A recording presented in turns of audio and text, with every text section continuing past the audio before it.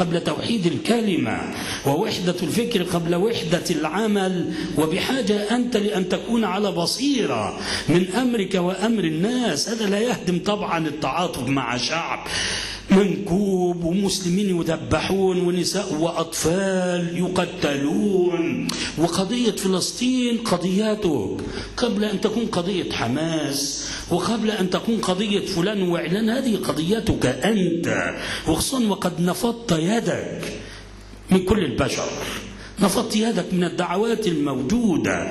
قلت دعوتنا هذه دعوة حقة، دعوة الرجوع للكتاب والسنة بفهم أعلم الناس بالكتاب والسنة. فارتفع المستوى، ارتفع لمستواها. وبالتالي فقضية فلسطين هي قضياتك، بدلا من الحديث والكلام على حماس والشيعة ونحو ذلك. انفض يدك، ارتفع أنت لمستوى الحدث، وانظر ما المطلوب منك في حدث كهذا. قضية فلسطين هي قضيته، قضية اليهود وحربهم لدين الله هي قضيتك أنت، وأنت صاحب منهج حق.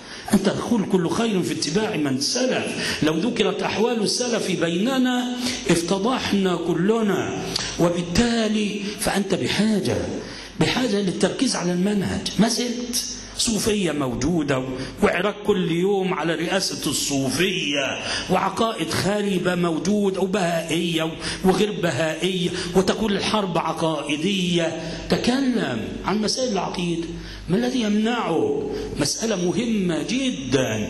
وانتقل من الإجمال للتفصيل، الرجوع للكتاب والسنة بفهم أعلم الناس بالكتاب والسنة.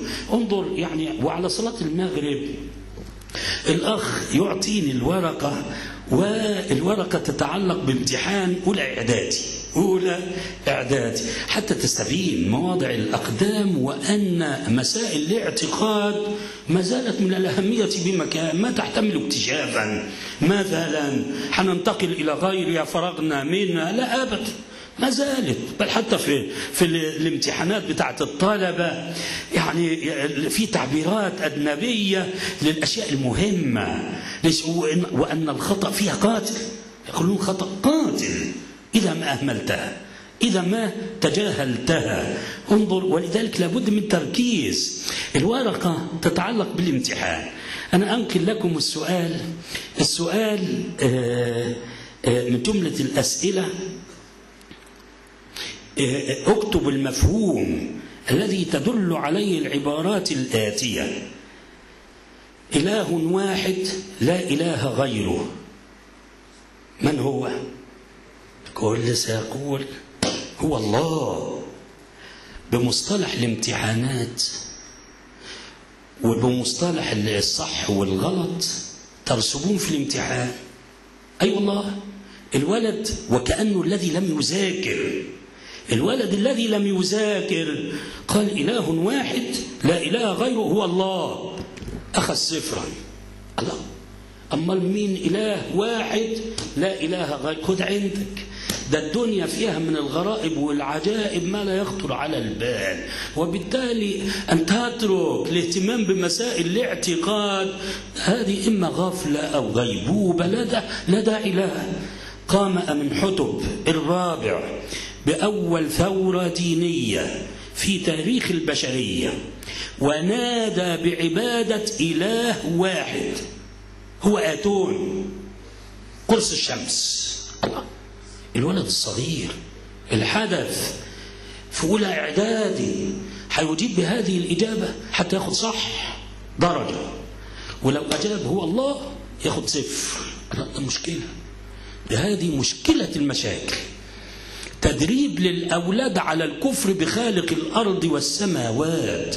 انظر، وكأن الولد النابه هو الذي يقول الإله الواحد هو آتون قرص الشمس، ده هياخد الدرجة، واعتقد أنه رمز لإله جديد تخرج منه الأشعة وتنتهي بأيد آدمية توزع الخير على الناس في الأرض.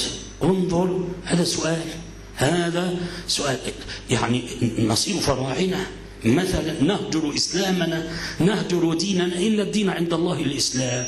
بل من الخبل الذي خرج به البعض كالعقاد وغير العقاد ومصطفى محمود. ولذلك لابد أن نكون على بصير. البعض قال بتدرج العقيدة، كانوا بيعبدوا الطوطم والوثن والصنم، وبعد ذلك إخناتون أول ما نادى بدعوة التوحيد. هذا تزييف وهذا إجرام ومغالطة لم يفهموا لا في معاني التاريخ ولا الجغرافيا فضلا عن معاني العقيدة.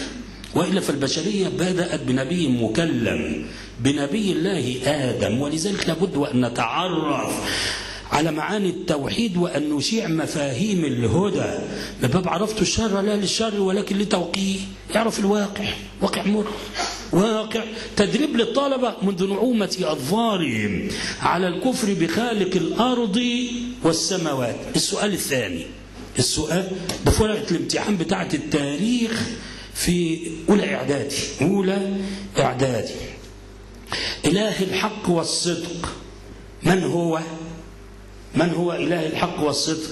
فوازير، كلها فوازير. عايز اكتشافات. الولد اللي مش هيذاكر ممكن يكتب الصح، الولد اللي مذاكر ومتقن هيكتب السم والكفر المحض. كيف؟ كان قلب الميت يوضع في ميزان العدالة، وفي الكفة الثانية توضع ريشة تمثل الإله معان، إله الصدق والحق والعدالة. وإن رجحت موازينه ده دلالك على أنه بريء وكان مصيره الجنة، وإن خفت موازينه دل ذلك على أنه شرير وكان مصيره عذاب النار. وبالتالي فالولد المذاكر المتقن اللي هياخد بمصطلح الجامعة امتياز أو 100% بمصطلح التلمذة، ده اللي يقول إن إله الحق وغير فرعونية. ولكن لابد من أساس، لابد من أرضية سوية. القرآن نقل لنا عقائد الكفرة، ولكن كان ذلك على جهة إبطالها، كان ذلك على جهة إبطالها. ولذلك يقولون ناقل الكفر ليس بكافر إذا كان على جهة إبطاله. هل هؤلاء حصنوا الطلبة بمعاني التوحيد؟ قالوا لهم حتى عقائد الفراعنة، ثم ضبطوا المسألة بكتاب الله وبسنة رسول الله صلى الله عليه وسلم، وقالوا للطلبة احذروا، هذه عقائد كفرية وثنية، والحمد لله الذي جعلنا مسلمين.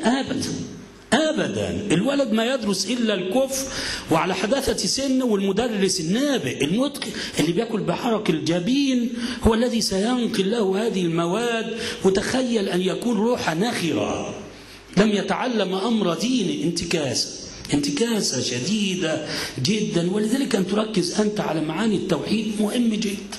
ما المانع؟ منتقل من الإجمال للتفصيل، مسألة. النبي صلى الله عليه وسلم بعث معاذ بن جبل لأهل اليمن فقال إنك تقدم على قوم أهل كتاب، فليكن أول ما تدعوهم إليه أن يعبدوا الله، فإذا هم عرفوا الله فعلمهم أن الله افترض عليهم 5 صلوات في اليوم والليل. المسائل كثيرة جدا وعديدة، فيا ليتنا كما ذكرنا يعني نتعرف على السنن الشرعية والسنن الكونية، نتعرف على دين الله والواقع الذي نعيشه ونحياه. ما هي الشبهات الموجودة؟ تقديم الأهم على المهم أمر واجب في العلم والعمل والدعوة إلى الله، وأنت لا تخلق الفرص وأيضا لا تضيعها. وإلا في المناسبات كثيرة وعديدة، وخطبة ودرس وتأليف كتاب وتقول للآخر